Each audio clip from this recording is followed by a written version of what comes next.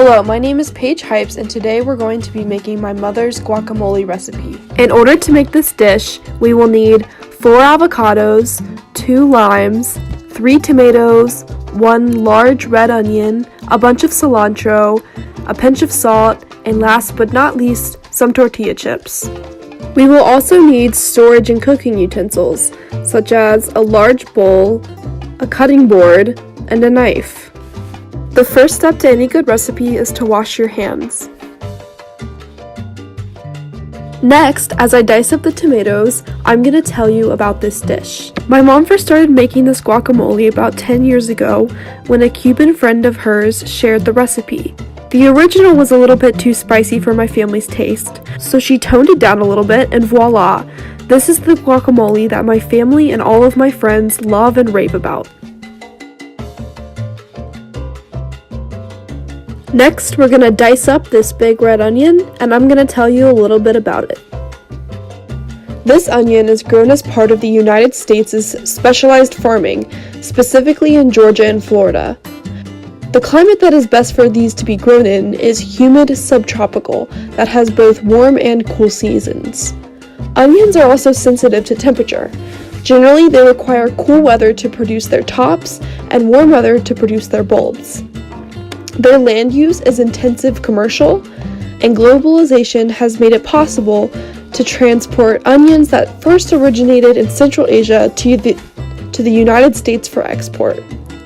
Technologies such as cold chains have allowed this vegetable to be grown and transported all over the United States for consumers.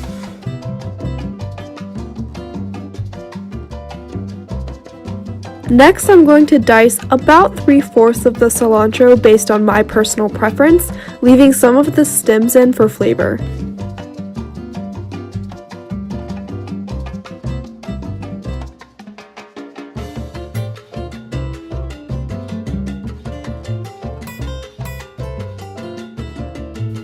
Avocados are next, and they're my favorite ingredient in the recipe. They come from plantations in Mexico as their agricultural region and are best grown in wet and dry savanna. They do best in moderately warm temperatures with moderate humidity. The contemporary agricultural innovations that help these grow are pivot irrigation and other types of complex systems of irrigation that are used on plantations. As far as land use goes, plantations in less developed countries produce luxury products for more developed countries. Plantations are intensive commercial agriculture. Their impact on the environment is a downside though, as deforestation occurs in order to make room for plantations.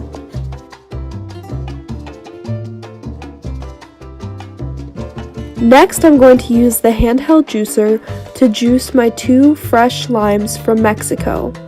But first, I'm only going to juice 1 on top of the guacamole, hand mix it, and then juice the second.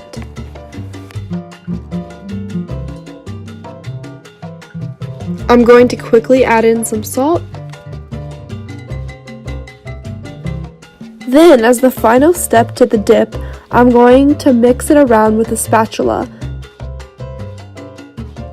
The final ingredient we are going to discuss as part of today's guacamole is the white corn that is a major part of the chips we eat it with. The agricultural region this is grown in is livestock ranching, which is part of the Corn Belt, a traditional area in the Midwestern United States roughly covering western Indiana, Illinois, Iowa, Missouri, eastern Nebraska, and eastern Kansas, in which corn and soybeans are dominant crops. In this case, the white corn is grown in Illinois and Nebraska. The climate in which this crop is grown in is humid continental. Corn is a crop that is best grown in a climate that offers a warm weather and long sun-filled days.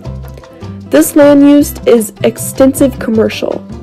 The location of corn on the von Thunen model is extensive field crops. This is because corn is less perishable than the milk of the first ring and lighter to transport than the timber of the second ring. Consequences of the Green Revolution on the environment due to corn include higher yields. The Green Revolution used genetic modification in order to do this. The Green Revolution also increased technology, pesticides, and fertilizers. This movement began in the 1940s to scientifically increase wheat production yield.